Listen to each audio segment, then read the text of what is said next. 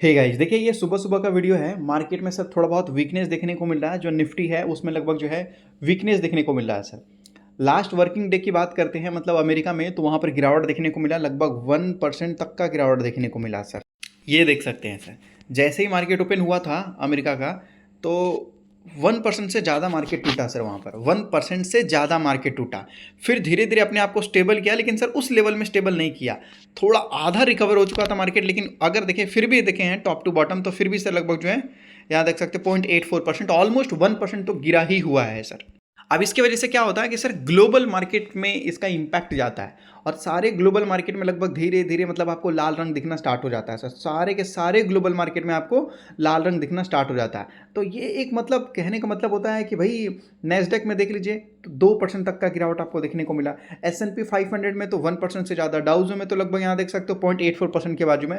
तो चारों तरफ से गिरावट देखने को मिली है, और इसी का इम्पैक्ट जो है निफ्टी में आने वाला है सर। इसी का इम्पैक्ट जो है निफ्टी में देखने को मिलेगा। यहाँ पर आप समझने की कोशिश कीजिए कि सर अगर इस स्टेट में बारिश हो रहा है और हम बाजू में हैं, तो सर कम से कम ठंडी ठंडी हवा तो हमारे पास आ ही जाती है ना सर। जब वहाँ पर जोर से बारिश हो रहा है, और तो जो बाजू वाला स्टेट है, एकदम बाजू में जो नेक्स्ट स्टेट है, तो वहाँ पर भी ठंडी ठंडी हवा आ ही जाती है कि सर बारिश हो रहा है करके। उसी तरीके से जो गिरावट देखने को मिला अमेरिका में, इसकी वजह से ग्लोबल मार्केट में प्रॉब्लम हो रहा है। तो ग्लोबल मार्केट में सर हम भी आ जाते हैं। हालांकि कल का जो गिरावट था वो भी ज़्यादा था सर। लगभग ये मार्केट में दिख रहा है कि 0.5% तक का गिरावट था, लेकिन स्टॉक्स तो बहुत ज़्यादा टूटे सर। स्टॉक्स तो बहुत ही ज़्यादा टूटे, भले ही मार्केट कैसा था।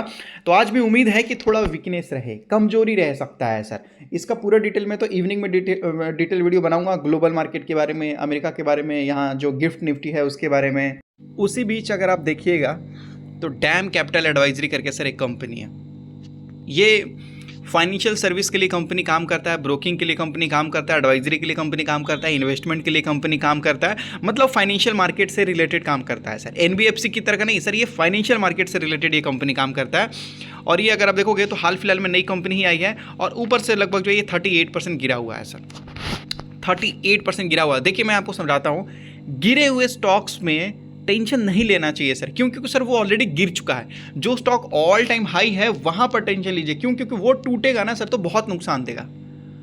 और मेन बात आता है सर रिसर्च का, कि आपको किसी भी स्टॉक्स में खरीदने से पहले तो आपको जानकारी होना चाहिए। थोड़ा जानकारी इकट्ठा कर लोगे ना, तो सर कॉन्फिडेंस लेवल आपका खुद बढ़ेगा, दूसरा का नहीं बढ़ेगा सर।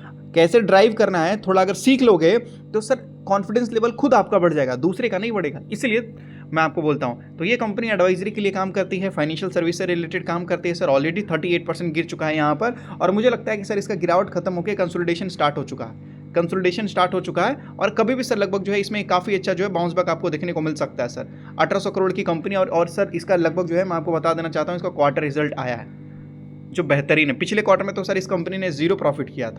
सिंपल दिखाता हूँ यहाँ पर क्वार्टर रिजल्ट अगर आप देखेंगे तो सर ये देख सकते हो जून में, तो वहाँ पर सर कंपनी ने कुछ प्रॉफिट किया ही नहीं था, एकदम जीरो था सर यहाँ पर। तो वो तो गड़बड़ वाली बात हो गई थी सर। लेकिन अभी कंपनी ने इम्प्रूव किया है। इम्प्रूव क्या किया है कि सर यहाँ पर लगभग सितंबर में, और ये सितंबर में नोटिस कीजिएगा, 63 करोड़ से लगभग 107 करोड़ का सेल्स किया सर कंपनी ने। तो बहुत ज़्यादा इंप्रूव हो गया ना सर। हाँ, और पिछले क्वार्टर से तो सर 3 गुना ज़्यादा इंप्रूव हो गया, 3-4 गुना इंप्रूव होता हुआ नजर आया है। और पिछले क्वार्टर से, और पिछले ये हो गया सर, देखिए ये हो गया सर पिछले क्वार्टर, और ये हो गया ईयर ऑन ईयर वाला क्वार्टर। तो दोनों से कंपनी का सेल्स बहुत अच्छा इंप्रूव हुआ है। और जहाँ तक कि ऑपरेटिंग प्रॉफिट मार्जिन है 54% से लगभग सर इस बार 71% हो चुका है। और पिछले क्वार्टर की तो पूछिए ही मत। पिछले क्वार्टर में तो कंपनी का सब कुछ खराब था, उससे ज़्यादा इंप्रूव किया है कंपनी ने। 19 से 71, 3-4 गुना इंप्रूव हो गया मार्जिन। आप देखते हैं तो 22 करोड़ से लगभग सर 52 करोड़ प्रॉफिट किया कंपनी ने। 22 करोड़ से मतलब 2.5 गुना कंपनी ने यहाँ पर प्रॉफिट करने का कोशिश किया। और पिछले क्वार्टर की तो बात ही मत कीजिए, 0 प्रॉफिट था। तो कहने का मतलब है कि कंपनी का रिजल्ट भी अच्छा ही है सर। कंपनी का रिजल्ट भी अच्छा है, ऑलरेडी कंपनी गिरा हुआ भी है। और जैसे मार्केट में वीकनेस देखने को मिल रहा है, अभी सपोज मान लीजिए कि निफ्टी में किसी तरीके से गिरावट देखने को मिलता है, ये वीकनेस देखने को मिलता है, तो ये स्टॉक जो गिरे हुए हैं सर उसमें गिरावट थोड़ा कम देखने को मिलेगा। जो स्टॉक थोड़े हाई है वो थोड़ा गिरने का चांसेस ज़्यादा रहता है।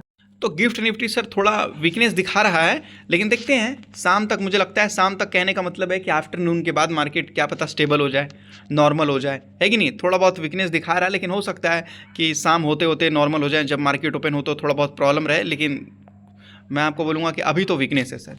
तो इवनिंग में डिटेल में मैं आपको जानकारी देता हुआ नजर आऊँगा। तब तक आप चैनल के साथ जुड़े रहिए, चैनल को सब्सक्राइब जरूर कर लीजिएगा सर, क्योंकि कल परसों मैं एक छोटा डेटा सेंटर वाला स्टॉक बताने वाला हूँ,